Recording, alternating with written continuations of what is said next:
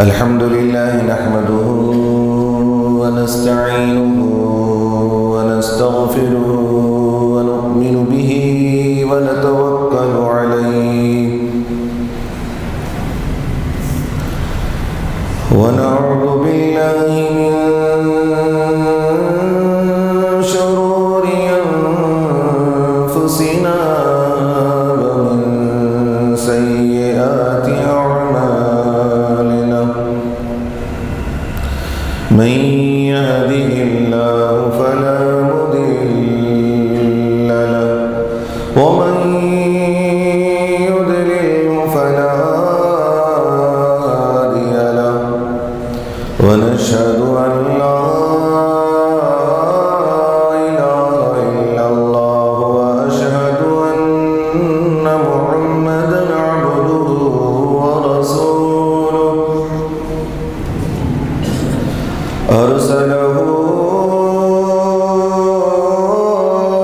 بالحق بشيرا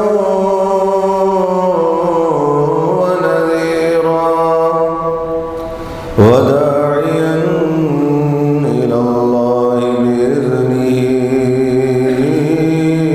وسراجا منيرا أما بعد فأعوذ بالله من الشيطان الرجيم بسم الله الرحمن الرحيم يا أيها الذين آمنوا استعينوا بالصبر والصلاة إن الله مع الصابرين صدق الله العظيم وصدق رسوله النبي الأمين الكريم ونحن على ذلك لمن الشاهدين والشاكرين والحمد لله رب العالمين.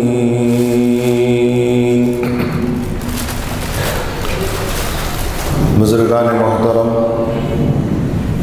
و برادران ملت اسلامیہ، اللہ تبارک و تعالیٰ کا بے انتہا فضل و کرم ہے کہ اس نے ہم تمام کو اپنے پیارے حبیب دانائے غیوب صلی اللہ تعالیٰ علیہ وسلم کی امت میں سے پیدا فرمایا، اور اللہ رب العزت کا یہ عظیم احسان ہے کہ اس نے ہم تمام کو صلاۃ الجمعہ کے لیے ابتدائی مرحلے سے آداب جمعہ بجا لانے کی توفیق عطا فرمائی، اور اس رب واحد کا یہ عظیم احسان ہے کہ اس نے ہم تمام کو عاشقان رسول اور عاشقان اولیاء میں سے بنایا۔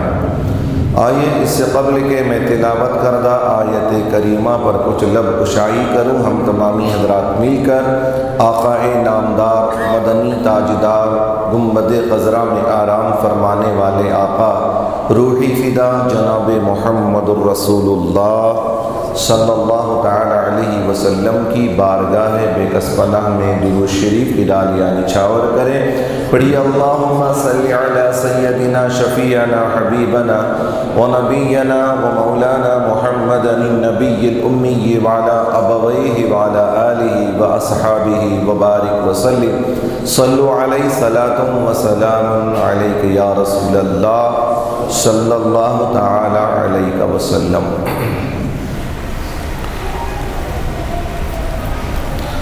برادران ملت اسلامیہ، الحمدللہ ثم الحمدللہ، محرم الحرام کے ایام بڑے ہی تیزی کے ساتھ گزر رہے ہیں، اور یہ ماہ محرم جو ہمیں تعلیم دیتا ہے، اور اس ماہ مقدس کے جو واقعات ہمارے سامنے ہیں اور اس سے جو سبق ہمیں ملتا ہے، اس سبق پر ہم کہاں تک عمل کرتے ہیں، اس کی طرف آج تھوڑی سی توجہ ہے۔ کچھ تو باتیں یہ ہیں کہ جو سرکار امام عالی مقام رضی اللہ تعالیٰ عنہ کی نسبت سے محرم الحرام کے متعلق گفتگو ہوگی۔ سوال یہ ہے کہ لوگوں نے یہ کہا کہ بار بار ہر سال محرم الحرام میں امام عالی مقام ہی کے فضائل کو، مناقب کو بیان کیا جاتا ہے، وجہ کیا ہے؟ اتنی بڑی قربانی ہے، اس کے پیچھے اتنا بڑا بیان، خطبہ جو بھی ہوتا ہے مہینے لگا دیتے ہیں۔ میں سب سے سوال کرتا ہوں کہ آدم علیہ السلام سے لے کر کے اب تک ٹل ڈیٹ آج تک کوئی ایسی قربانی پیش کرنے والا کوئی ہو تو لاؤ، پھر ہم اس کی قربانی پیش کریں گے۔ کوئی ایسی اللہ کی راہ میں بے مثل و بے مثال قربانی پیش کرنے والا کوئی ہو تاریخ میں، لائیں تو پھر ہم کہیں گے کہ ہاں اس سے بہترین کسی نے قربانی دی ہو۔ یاد رکھیں، کائنات عالم میں آج تک نہیں، صبح قیامت تک کوئی امام عالی مقام جیسا عظیم شہادت کے منزل پر فائز ہونے والا نہیں ہے، نہ ہوگا۔ حسین جیسا شہید اعظم جہاں میں کوئی ہوا نہیں ہے، جہاں میں کوئی ہوا نہیں ہے۔ اب اعلیٰ حضرت علیہ رحمت و رضوان نے ان کے متعلق کیا کیا ارشاد فرمائے، اور امام خستالانی رحمۃ اللہ تعالیٰ علیہ کیا فرماتے ہیں، اور بہت سارے اکابر کیا فرماتے ہیں، سب ایک طرفہ ہے۔ لیکن خدائے وحدہ لا شریک اس قربانی کے متعلق جو پیشین گوئی اللہ کی جانب سے ہوئی ہے، ایسا کوئی عظیم شخصیت ہو شہادت کے حوالے سے کہ رب تبارک و تعالیٰ نے ان کی شہادت بیان کی ہو، کوئی ایسا زمانے میں نہ ہوا ہے نہ ہوگا۔ اسی وجہ سے ہر سال آدمی بالغ ہوتا ہے، ہر سال آدمی بالغ ہوتا ہے۔ بالغ سے مراد یہ ہے کہ یا تو کسی کے عقل عروج پر ہوتی ہے یا اس مقام پر فائز ہوتی ہے، سمجھدار ہوتا ہے۔ اگر لغتی اعتبار سے اگر کہیں کہ بالغ بچہ جب 15 سال کو ہو جاتا ہے، حد بلوغ کو پہنچتا ہے، تو پھر اس کو بالغ کہا جاتا ہے۔ تو جب سے شہادت ہوئی ہے آج تک ہر سال کچھ نہ کچھ لوگ، کچھ نہ کچھ نہیں، کثیر تعداد میں لوگ بالغ ہو رہے ہیں۔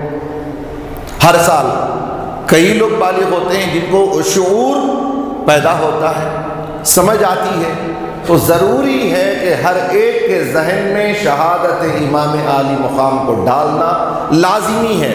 اور ڈالنے کی وجہ اس سالانہ ایک مرتبہ امام عالی مقام کا چرچا اس لیے کیا جاتا ہے تاکہ وہ شوق، وہ جذبہ، وہ ہمت ہمارے اندر بھی پیدا ہو سکے۔ اسی وجہ سے ہر سال سرکار امام عالی مقام رضی اللہ تعالیٰ عنہ کے شہادت کو بیان کیا جاتا ہے۔ اب رہی بات جو گزشتہ بات ہوئی ہے سرکار امام عالی مقام اور اہل بیت اطہار کے متعلق، وہ باتیں یاد ہے نا؟ الحمدللہ ایسا رچا لیں، ایسا بسا لیں کہ بنا اہل بیت کے کوئی چارہ ہی نہیں ہے ہمارے پاس۔ اہل بیت اطہار کے علاوہ کوئی چارہ نہیں ہے۔ نبی اعظم صلی اللہ علیہ وسلم فرماتے ہیں کہ اگر کسی نے اہل بیت اطہار سے بغض رکھا تو یاد رکھیں نبی اعظم صلی اللہ علیہ وسلم فرماتے ہیں وہ منافق ہے۔ ان سے بغض رکھنا مجھ سے بغض رکھنا ہے، مجھ سے بغض رکھنا اللہ سے بغض رکھنا ہے۔ اب بتاؤ جو اللہ سے بغض رکھے اس کا ٹھکانہ جنت ہوگا؟ نہیں ہو سکتا ہے۔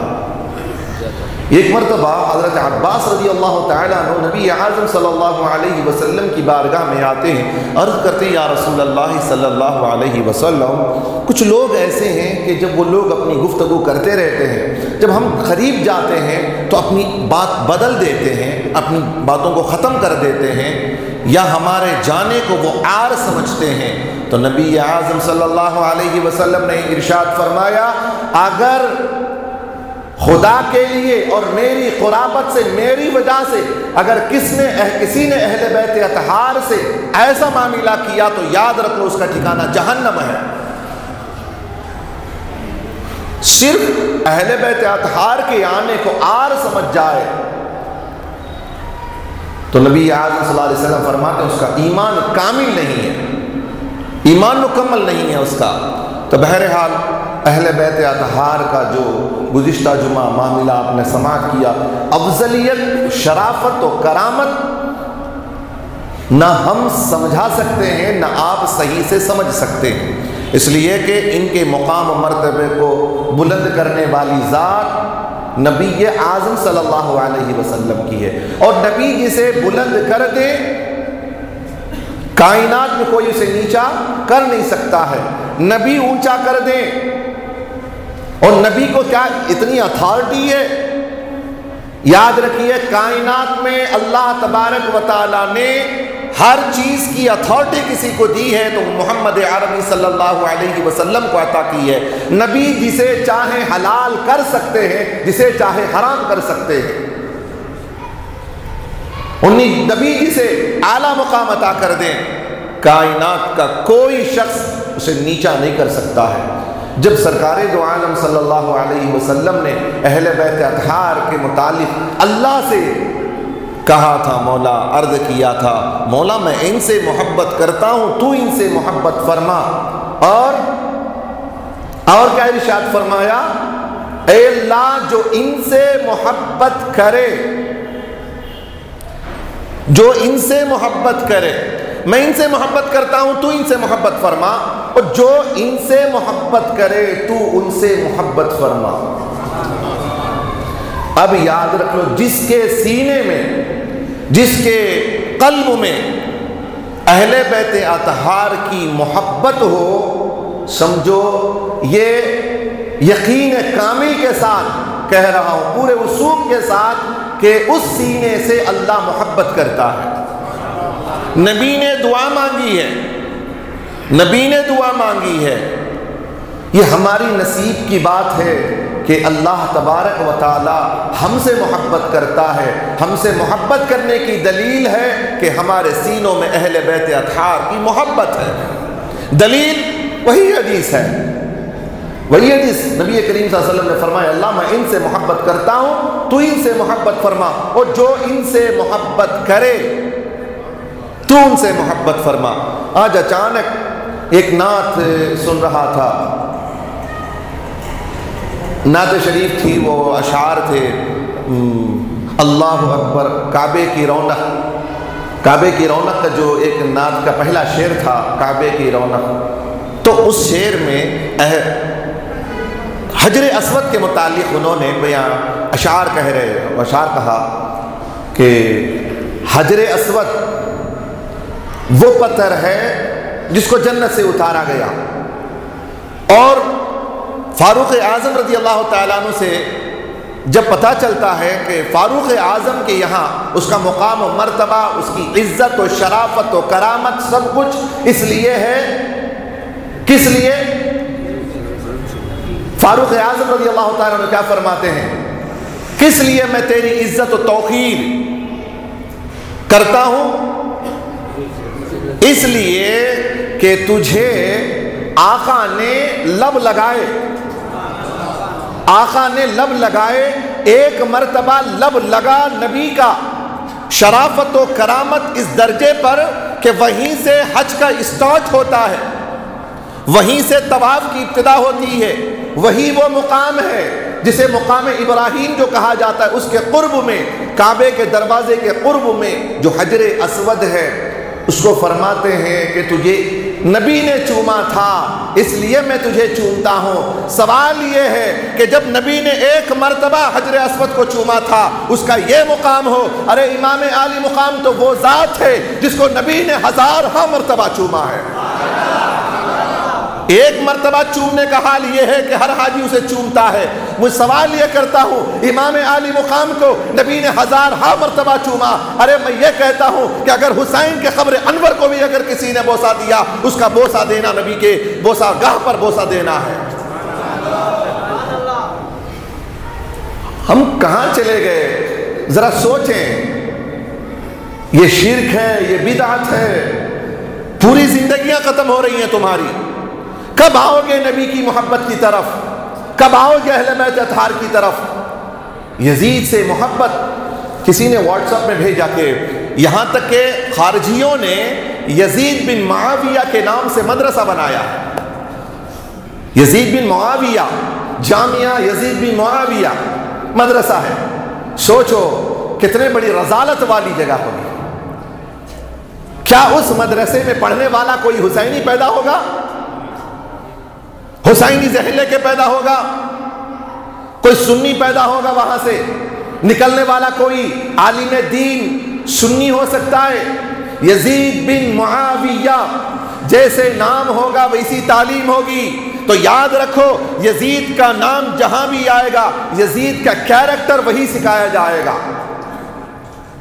جیسے میں آپ کو کھلے عام سے کہوں کہ جو البشیر انٹرنیشنل اسکول جو آج کھولا گیا ہے، ذاکر نائک کے طرز پر کھولا گیا ہے، میں ہمارے مسلمان سے پوچھتا ہوں کہ تم نے یہ سوچا کہ ایجوکیشن اچھی ہوگی؟ البشیر انٹرنیشنل اسکول وہ ذاکر نائک کے طرز پر رکھی ہوئی اسکول ہے۔ بتاؤ کوئی وہاں سے فارغ ہونے والا، کوئی وہاں سے سند یافتہ ہونے والا، کوئی حسینی پیدا ہوگا؟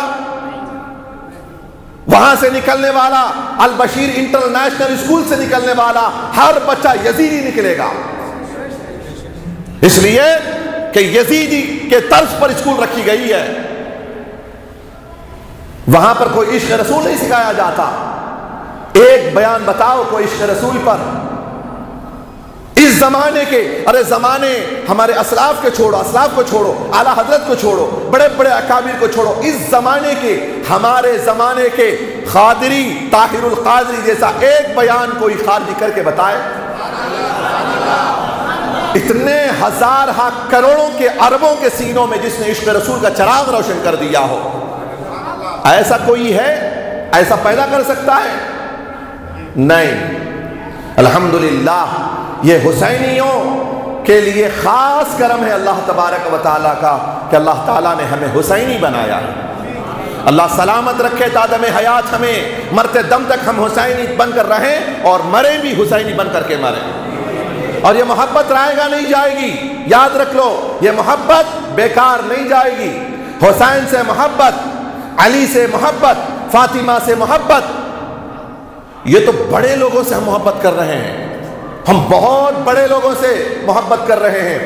ارے ان کے ادنا سے محبت کا صلہ بخاری و مسلم میں بتاتا ہوں کہ ان کے ادنا، ان کے غلاموں کے غلاموں کے غلاموں سے محبت کا درجہ کیا ہوتا ہے۔ امام علی مقام، اللہ اکبر، شہیدوں کے امام، ارے جن کی ماں خاتون جنت۔ اچھا ایک حدیث یاد آ گئی، میں آپ کو سنا دیتا ہوں، بڑی محبت بھری حدیث ہے۔ نبی اعظم صلی اللہ علیہ وسلم فرماتے ہیں، میں ادھر جاؤں گا، ان کے غلاموں کی طرف جاؤں گا، پہلے آقا کی ایک بات سنا دیتا ہوں، یاد آ گئی درمیان میں۔ امام علی مقام رضی اللہ تعالیٰ عنہ اہل بیت اطہار کے بارے میں رسول اعظم صلی اللہ علیہ وسلم ارشاد فرماتے ہیں صحابہ سے، میرے صحابہ سنو، ایک فرشتے نے آج اللہ تبارک و تعالیٰ سے خاص اجازت لے کر کے وہ فرشتہ آج تک جب سے اس کو بنایا گیا اس دن تک کبھی زمین پر نہیں اترا ہو۔ وہ فرشتہ اللہ سے خاص اجازت لیتا ہے، یا اللہ میں زمین پہ جاؤں اور تیرے محبوب کے پاس جاؤں، میں کچھ بات کرنا چاہتا ہوں تیرے نبی سے۔ اللہ نے اجازت مرحمت فرمائی اور فرشتہ نیچے کو آتا ہے۔ نبی اعظم صلی اللہ علیہ وسلم ارشاد فرماتے ہیں کہ فرشتہ جب پہنچا ہے بڑے خوش خرم تھا، وہ فرشتہ بڑا خوبصورت، بہت حسین و جمیل، اور خوشی کے ساتھ نبی کی بارگاہ میں صلاۃ و سلام پیش کرتا ہے، نبی آپ پر سلام ہو، اللہ کا سلام، ہمارا سلام ہو یا رسول اللہ صلی اللہ علیہ وسلم۔ ایک اللہ نے بشارت دی ہے، میرے کو رہا نہیں گیا، میں نے بشارت وہاں سنی تو میں رہا نہیں گیا کہ میں پہلے آپ کو سنا دوں. میں نے خاص اجازت لے کر آپ کی بارگاہ میں حاضری دیا ہوں. کیا ہے؟ عرض کہ یا رسول اللہ، میں نے سنا کہ اللہ تبارک و تعالیٰ نے اعلان کیا ہے کہ جو خاتون جنت ہوگی، جو تمام جنت کے عورتوں کی سردار ہوگی، وہ آپ کی بیٹی فاطمہ ہوگی. یا رسول اللہ، میں نے یہ باتیں سنی ہیں کہ جو آپ کے حسنین کریمین ہیں، یہ جنتی نوجوانوں کے سردار ہیں. وہ اعلان وہاں ہو رہا تھا، میں نے سوچا کہ آپ کو سنا دوں، اس لیے میں جلدی اجازت لے کر کے آ گیا.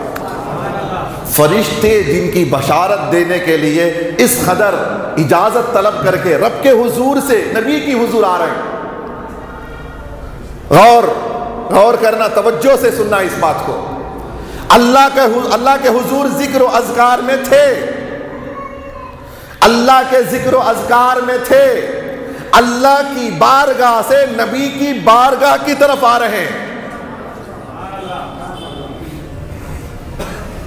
یہ مقام تھا فرشتے کا، عظمت رفعت سب تھی، لیکن فرشتے کو پتا تھا کہ میں جس لیول پر ہوں اسی لیول میں رہ جاؤں گا، لیکن بارگاہ مصطفیٰ میں جب پہنچوں گا تو میرا درجہ بلند و بالا ہو جائے گا. بارگاہ کی حالت یہ ہے کہ فرشتے کو پتا ہے بارگاہ مصطفیٰ سے فرشتوں کا مقام بلند و بالا ہو جاتا ہے.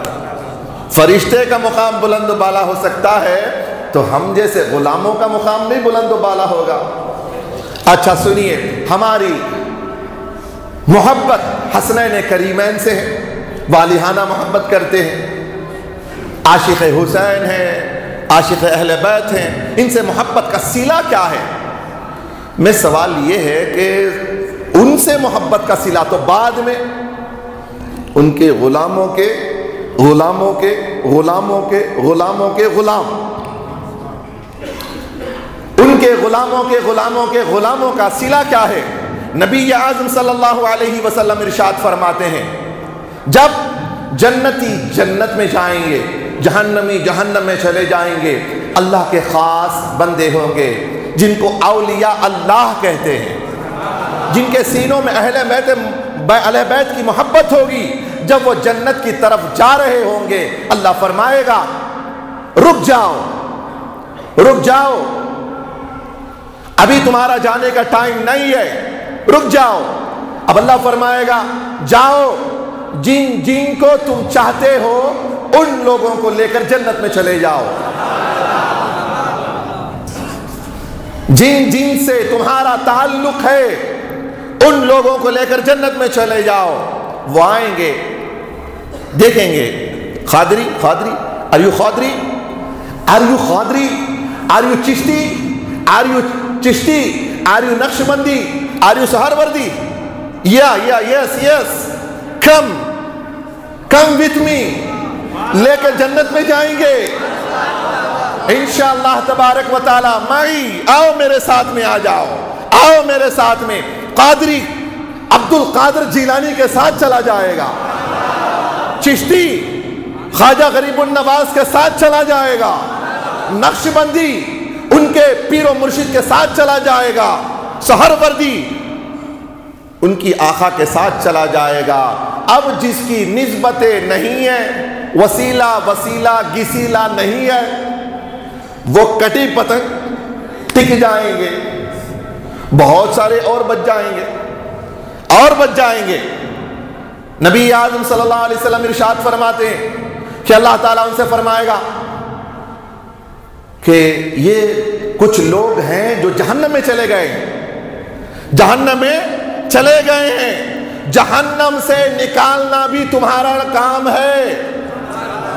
میری بات نہیں، بریلوی کتاب میں نہیں ہے، محدثین کی کتاب میں صحائے ستہ اٹھاؤ. اللہ فرمائے گا جہنم کو جاؤ، ان لوگوں کو اٹھاؤ، ان لوگوں کے جن کے سینے میں رائی کے دانے کے برابر بھی ایمان ہوگا، انہیں لاؤ اور جنت میں لے جاؤ. سوال یہ ہے کہ وہ مرنے والا کیا پہچانتا ہے؟ مرنے والا کیا پہچانے گا؟ جو مر گیا وہ کیا ہماری سنے گا، وہ کیا ہمیں دیکھے گا؟ اللہ اکبر۔ ان اولیاء اللہ کو معمولی نہ سمجھو۔ اللہ کے رسول صلی اللہ علیہ وسلم نے ارشاد فرمایا اتقوا بفراست المؤمن فإنه ينظر بنور اللہ، ڈرو مومن کی فراست سے، مومن کے دیکھنے سے ڈرو، اس لیے کہ وہ اللہ کے نور سے دیکھتا ہے۔ اب سنو ان اولیاء اللہ کا، ایمان والوں کا حال کیا ہوگا۔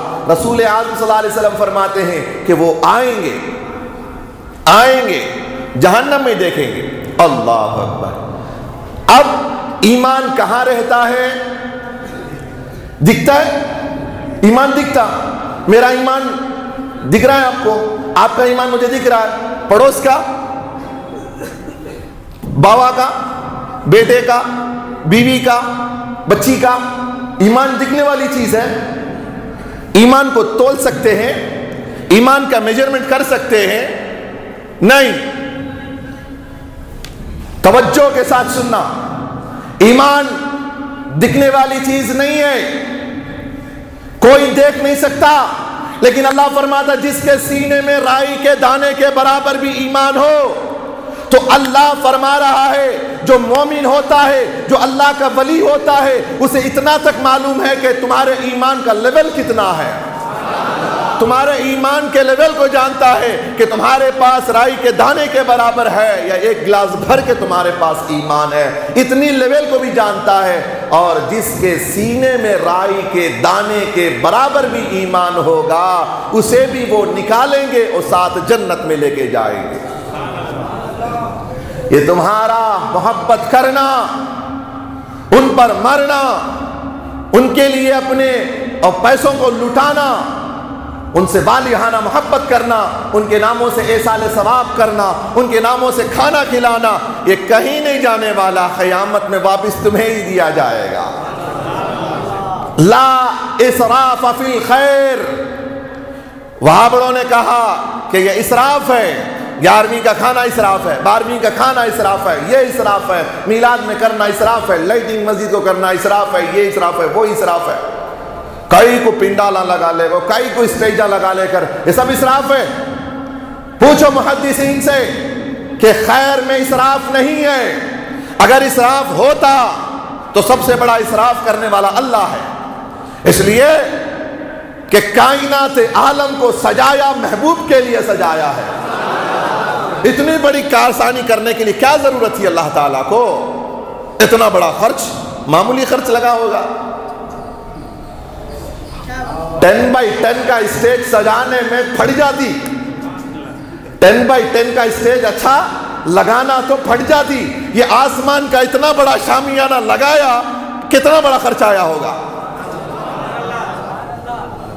مولا نے فرمایا یہ میرا مقام، میری شان ہے، میں میری شان کے مطابق کرتا ہوں، تو تیری اوقات کے مطابق کر، میں میری شان کے برابر کرتا ہوں۔ اسراف خیر میں نہیں ہے، اسراف خرچ اسراف میں ہو، بیکار چیزوں میں ہو تو وہ خراب ہے، لیکن جو چیز جائز ہے، خیر ہے، اس میں اسراف نہیں ہے، اسراف نہیں ہے۔ کہہ رہا تھا کہ ان اولیاء کرام سے محبت کل قیامت کے روز جب جہنم کو جہنم میں چلے گئے، جہنم میں جانے کے بعد بھی نکالنے والی ذات، میں نہیں بول رہا ہوں یہ بریلویوں کا کیسا ہے، یہ لوگ ایسے ہی ہیں، ہم لوگ ایسے نہیں ہیں۔ میں وہی کہتا ہوں اگر ہمارا عقیدہ اس عقیدے کو بریلویت کہو تو پھر رسول اعظم کے عقیدے کو بریلوی عقیدہ کہو۔ اگر یہ عقیدہ سنیوں کا ہے، یہ چشتیوں کا ہے، یہ قادریوں کا عقیدہ ہے، تو پھر کیا کہو گے رسول اعظم کو؟ تو کیا خدا بھی قادری ہے؟ کیا خدا بھی چشتی ہے؟ کیا خدا بھی بریلوی ہے؟ ہم بریلوی اسے کہتے ہیں، بریلوی عقیدہ جو خدا کا ہو، جو رسول کا معاملہ ہو، اسی عقیدے کا نام بریلویت ہے۔ جو صحابہ کا عقیدہ ہے اسی عقیدے کو بریلوی عقیدہ کہتے ہیں۔ سمجھ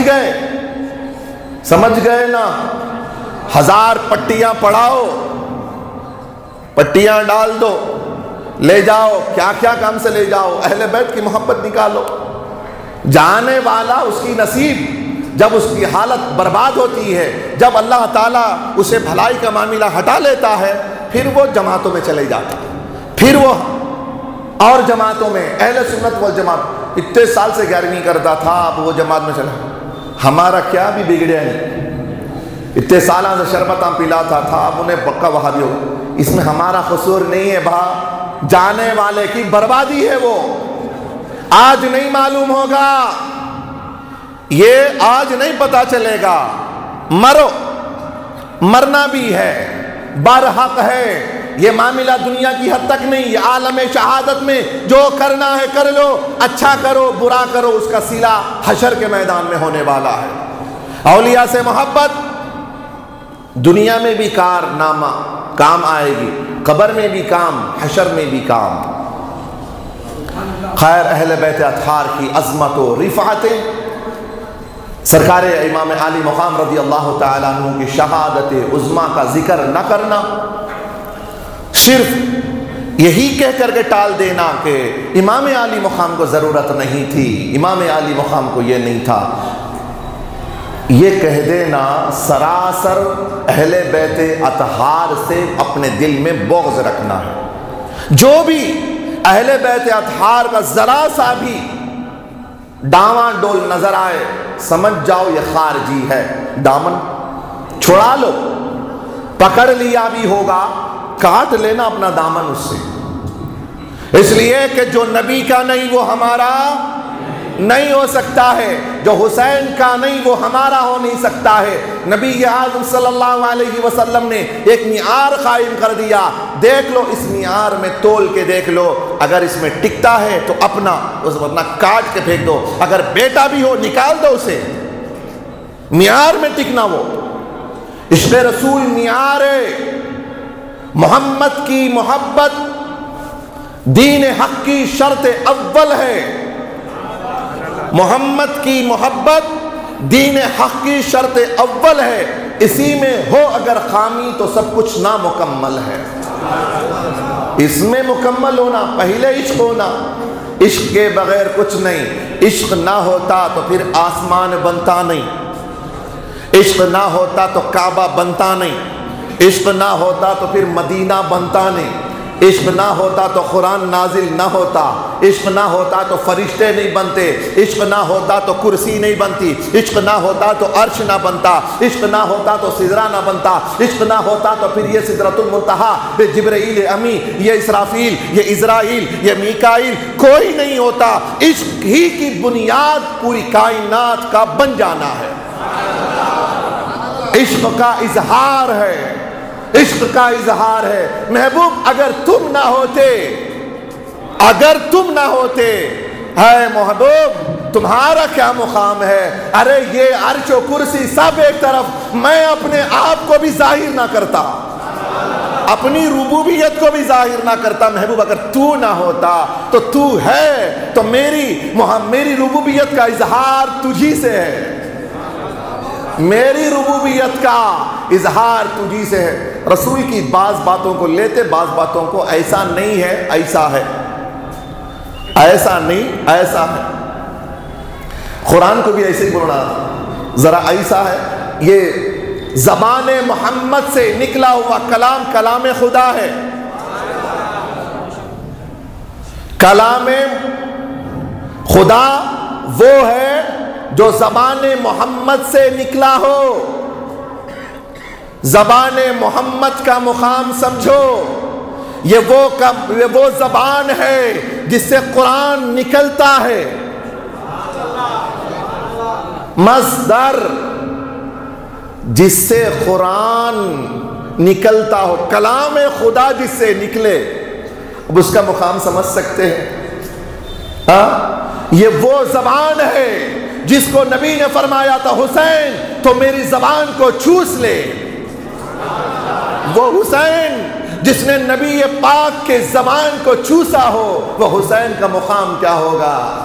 ارے جس زبان سے نکلنے والی قرآن ہو، اللہ کا کلام نکلنے والا ہو، اس زبان کو چوسا ہوگا تو کیا کیا لیا ہوگا منہ سے، اس زبان سے کیا کیا نکلا۔ اسی لیے قرآن کو سمجھنا تو اہل بیت ضروری، اہل بیت ضروری۔ یہ آدمی یہ بولے قرآن مجھے ان کے بغیر سمجھ میں آ گیا، قرآن مجھے اہل بیت کے بغیر سمجھ میں آ گیا، آئے بتائے ذرا کون سی آیت تجھے سمجھ میں آ گئی اہل بیت کے بغیر، اہل بیت کے بغیر سمجھ میں آ جائے۔ ارے قرآن سراسر ٹاپ ٹو باٹم قرآن کا الف سے لے کر ناس کے سین تک، اگر قرآن کو ہی دیکھنا ہے تو حسین کے گھرانے کو دیکھ لو۔ کون سی آیت ہے جو حسین پر صادق نہیں آتی ہے؟ وہ کون سا پارہ ہے جو حسین کے چہرے سے نکلتا نہ ہو؟ وہ کون سا ایسا رکوع ہے جو حسین کے چہرے پہ نہ پڑھ سکتے ہو؟ ارے حسین کو دیکھے تو قرآن کو دیکھنا ہے۔ شک ہے، شک ہے کسی کو؟ حسنین کریمین کے مقام کو عظمت قرآن سے جو ہم ملا رہے ہیں یہ غلط ہے؟ نہیں۔ حضرت عائشہ صدیقہ رضی اللہ تعالی عنہا، ان سے پوچھا گیا قرآن کا اخلاق کیا ہے؟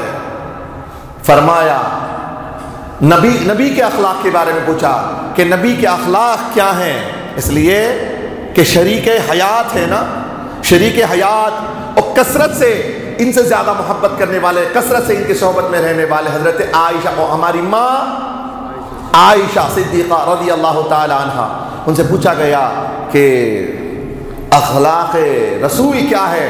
تو ارشاد فرماتی ہیں خلقہ القرآن، کہ ان کا اخلاق دیکھنا ہے تو قرآن کو دیکھ لو، قرآن کو دیکھ لو۔ جس کو قرآن دیکھنا ہے وہ مصطفیٰ کو دیکھ لے، جسے مصطفیٰ کو دیکھنا ہے اسے قرآن دیکھ لے۔ ہو گیا؟ یہ تو حدیث سے مل گئی نا۔ اب پھر حدیث کی طرف آؤ۔ نبی فرماتے ہیں الحسین منی وانا من الحسین، حسین مجھ سے ہے اور میں حسین سے ہوں۔ ارے جس کو مجھے دیکھنا ہے وہ حسین کو دیکھے، اور حسین کو جسے دیکھنا ہے وہ مجھے دیکھ لے۔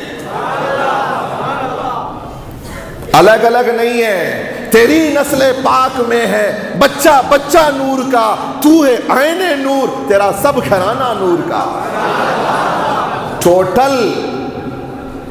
ٹوٹل یہ گھر، اور نور اور ظلمت مل نہیں سکتے۔ نور اور ظلمت، اندھیرا اور روشنی، اندھیرا ہو دن بھی ہے اندھیرا بھی ہے، ہو سکتا اندھیرا چھا جائے روشنی ختم، روشنی آ جائے اندھیرا ختم۔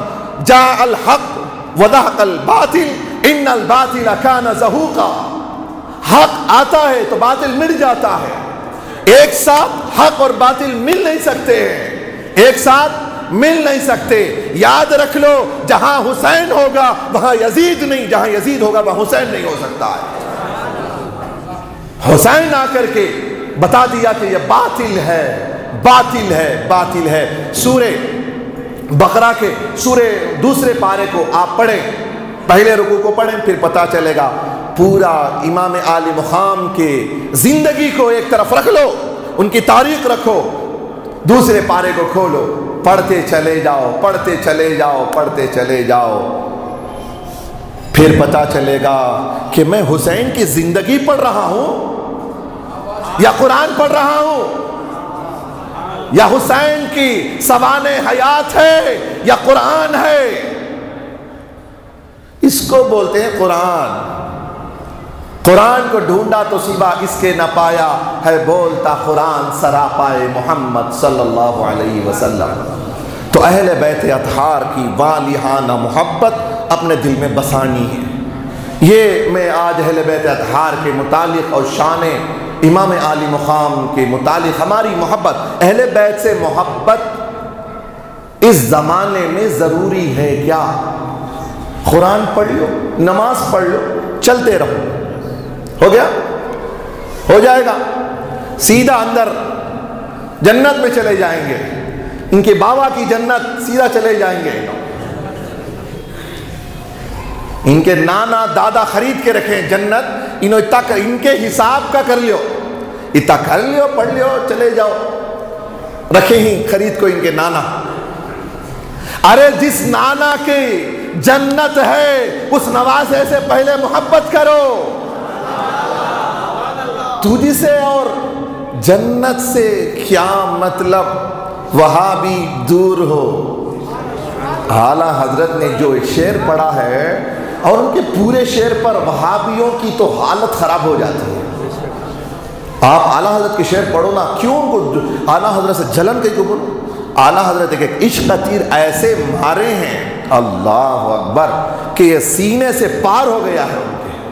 اعلیٰ حضرت کا نام لیتی چہرہ کالا ہو جاتا، اتر جاتا، ایسا 3 دن کا باسی کھانا ہو جاتا، نہیں پرانا باسی کھانا اتر جاتا، اس میں جون بھی آ جاتا، ایسا چہرہ ہو جاتا ہم لوگوں کا۔ اعلیٰ حضرت کا نام لیے، حسنین کریمین کا یا علی بول دیے تو پوری حالت خراب، پیٹ خراب، سب خراب ہو جاتا ہے۔ یا علی بول دیے تو یا علی یا محمد، پہلے نسبت رکھو، پہلے حسینیوں سے محبت رکھو، پھر حسین سے محبت کرو، پھر حسین کے نانا سے محبت کرو۔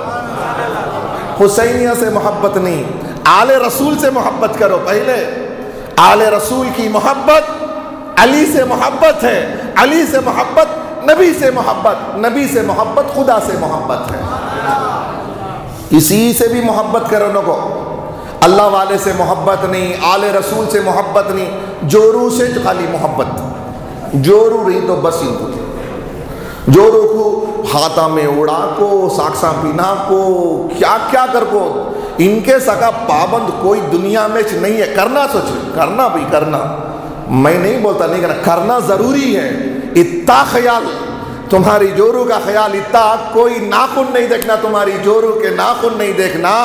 ارے یاد کرو فاطمہ الزہرا کو، ارے جس نے حیا بتائی ہے، عورت کے مقام کو جس نے بتایا، پہلے اس سے تو محبت کر۔ وہ عورتیں فاطمہ الزہرا رضی اللہ تعالیٰ عنہ سے تو پہلے محبت کرے، ان کے بچوں سے محبت کرے تو پھر جا کر کچھ ہو سکتا ہے۔ بچوں سے محبت نہیں، بابا سے محبت۔ میرے بچوں کے خلاف کوئی رہا تو میں اسے محبت کروں گا ہی نہیں، میرے بچوں کا مخالف جو ہوگا میں اسے محبت نہیں کروں گا۔ اور خاص کر بیٹے سے زیادہ نواسوں کو محبت ہوتی نہیں۔ بیٹے کو ذرا جلن ہوتا، خالی میری بھان کے بچے کچھ دیکھتے نا اماں بابا، میرے بچوں کو اتنی محبت نہیں کرتے، کیا کریں گے با؟ تو بیٹا ہوگا نا، تو بیٹی ہو جانا تھا۔ اللہ سے بول، اے اللہ مجھے بیٹی پیدا کرنا تھا، میں بیٹی ہوتی تو میرے بچوں سے محبت ہوتی۔ نانا جب ہو جاتے، نانا دادا ہو جاتے، نانا اور نانی ہو جاتے تو نواسوں سے محبت ہو جاتی، یہ ہو جاتی ہے۔ اس کے اندر ایک لنک ہے، نانا بنتے ہی آٹومیٹک انہیں ایسی محبت نہیں کرتا، وہاں سے محبت شفٹ ہو جاتی تھا۔ جلنا نہیں، تمہارے بچوں کا بھی کوئی نانا ہے، تمہارے بچوں کی بھی کوئی نانی ہے، وہ اس سے محبت کرتے ہیں۔ کئی کو ہماری اماں ہمارے بیٹے سے محبت کرتی نہیں رہیں گی، خالی تمہیں میری بھان کے بچوں سے محبت کرتے نا، کیا انوچ کا پیدا ہوئے۔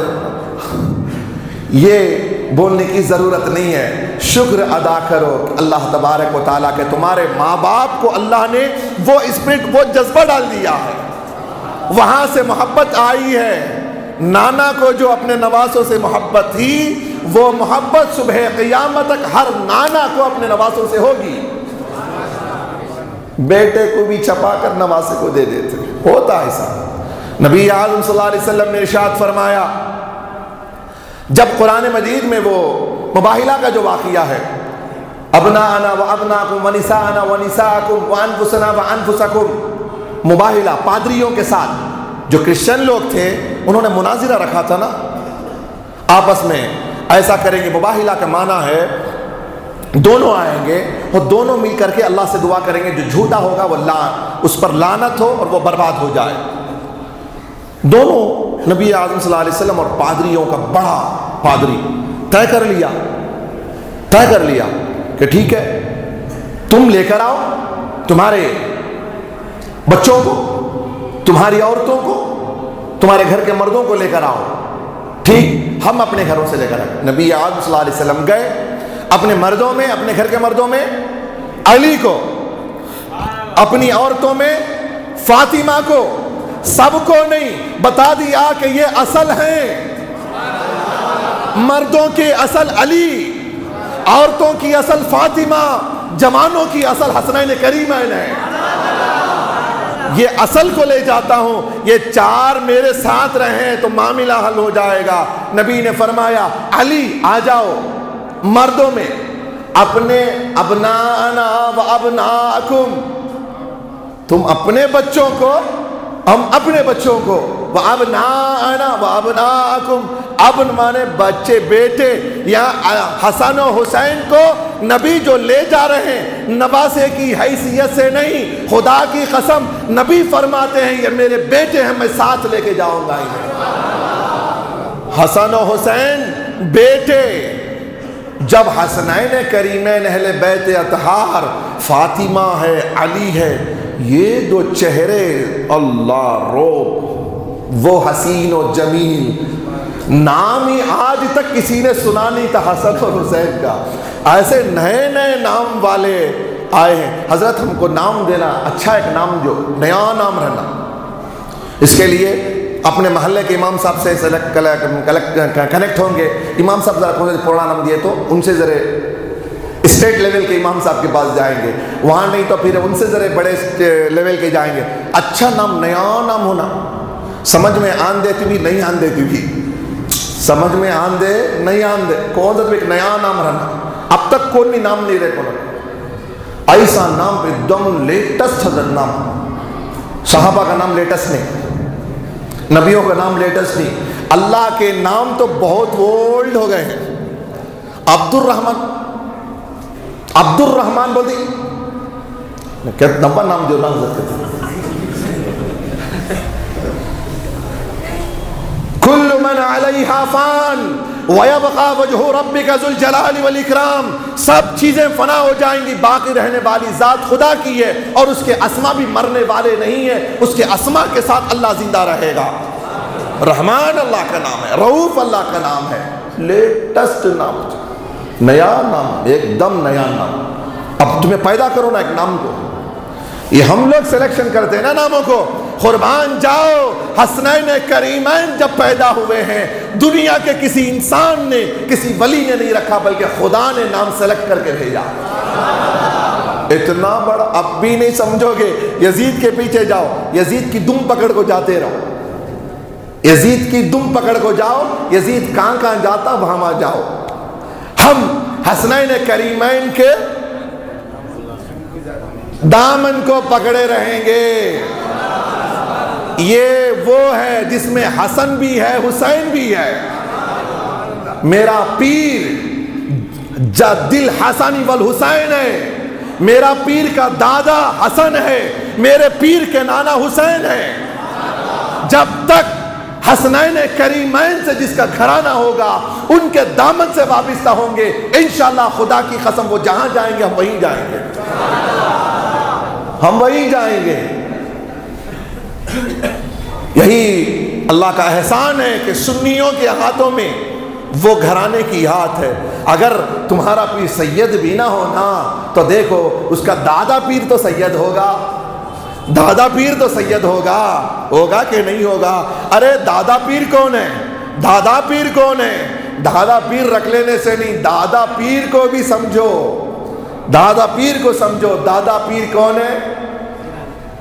وہ پہاڑ میں چکمنگلور میں رہتے نا، وہ دادا پیر، وہ دادا پیر۔ دادا پیر سے مراد غوث الثقلین ہے، غوث الثقلین ہے، یاد رکھ لو۔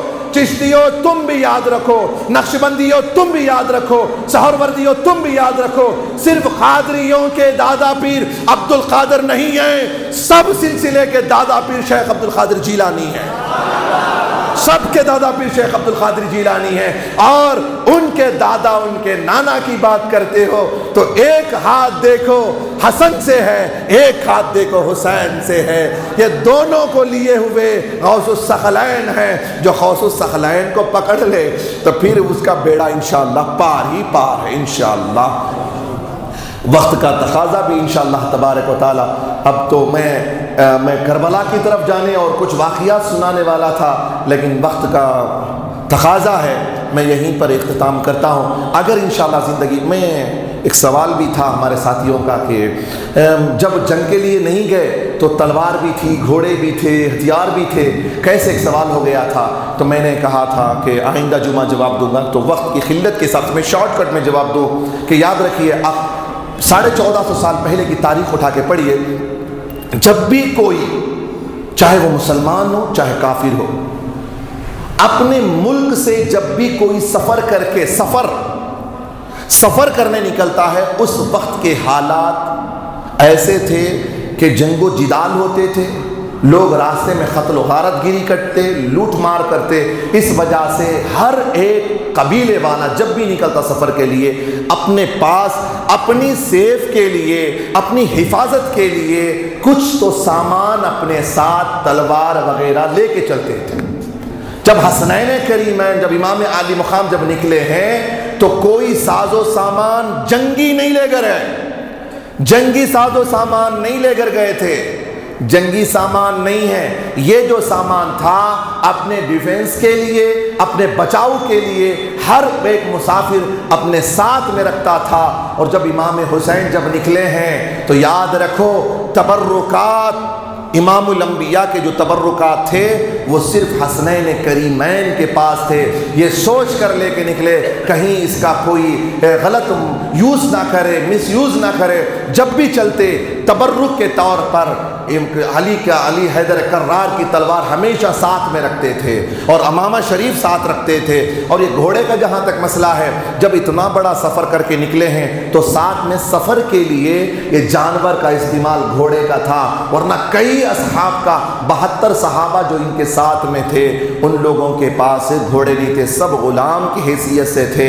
اگر جنگ کے لیے جانا ہوتا تو پورے ہتھیارات ہوتے اور سب جنگ کے لیے تلواروں کے ساتھ جاتے، لیکن آپ تاریخ اٹھا کر کے کربلا کی پڑھیں، یہ جو نہتے تھے بالکل مختصر جو اپنے سیف کے لیے سامان رکھے تھے وہی ان کے پاس ہتھیار تھا، ورنہ کربلا کے میدان میں امام عالی مقام جنگ کے لیے نہیں گئے تھے۔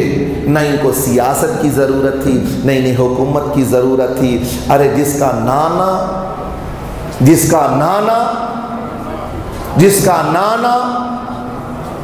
مالک جنت ہو، جس کا نانا مالک کونین ہو، اس نواسے کے لیے یہ حکومت جوتے کی نوک پر بھی نہیں لانے والے ہیں، یہ دنیاوی حکومت کو۔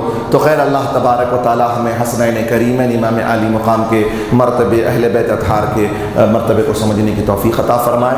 وآخر دعوانا ان الحمد للہ رب العالمین۔ مغفرت